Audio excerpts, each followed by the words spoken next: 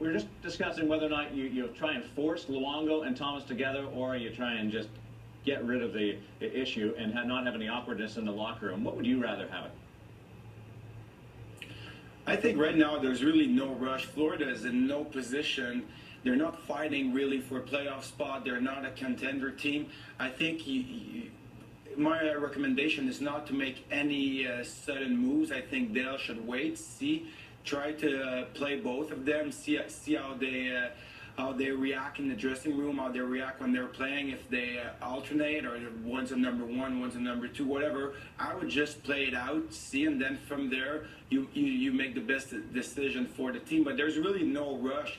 You know, usually the teams that are contenders or fighting for playoff run, they're going to make quick moves to make sure they improve right away. But in that case, I mean, I don't think he's going to move today. I think they're going to let the last 20 games play out and maybe do something at the draft or this summer, or maybe let these two guys be the tandem for the next couple of years. Who knows? I've heard it said that you don't want to bring a guy like Tim Thomas or Ilya Bryzgalov into your room this late in the season because you don't know what kind of atmosphere or chemistry he's going to bring to your dressing room. Bryzgalov obviously went to Minnesota yesterday. Thomas may be on the move to the Dallas Stars. There seems to be some smoke and fire to that story. But do you think there's a fear of a goaltender coming in and disrupting the locker room?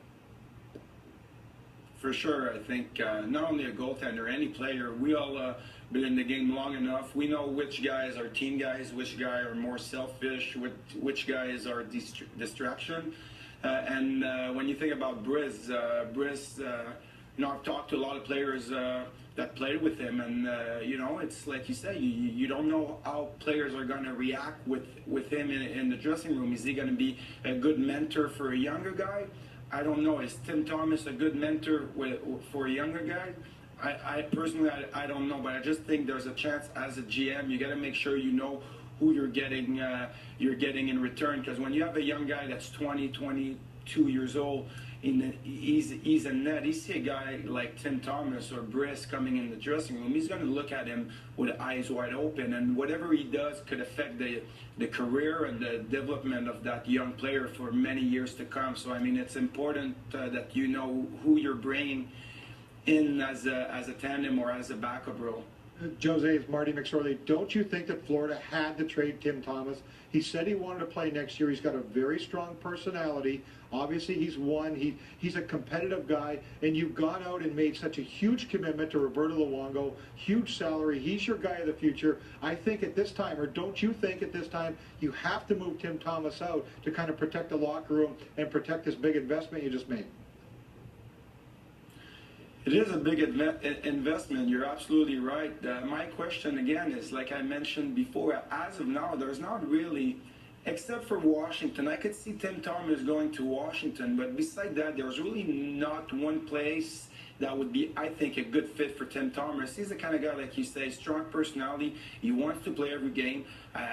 He doesn't want to be on the bench. He's not there to be a mentor for a young guy. He didn't make that transition yet, even though he's 40 years old. He didn't make that transition where I made later in my career. I said, listen, if I play with Markstrom, I'll try to be a mentor the best I can. He didn't make that transition. So I think if he goes to Washington, that's a good fit. But beside that, it's really hard. You got to be you got to be cautious if you go and when you make trades like guys that are strong personality like these guys. Asked you about the toque earlier. What about the stick behind you? What game's that from? That's actually, I don't keep too many sticks. That was a good timing. It was my 600th game as a goalie, which is, it's quite a lot. And at the same time, I had a shutout against Boston, so it's a 600 game, and it was my 32nd shutout. So it's 2 for 1. Instead of keeping 2 sticks, one for the shutout, one for the 600 win, I managed to do a shutout on my 600 game. So I have the stick. Thanks for that. Appreciate it. We'll catch up again, and I'm sure I'll have another odd question for you. There's Jose Theodore from Boca Raton, Florida. Slide over to the Insiders now.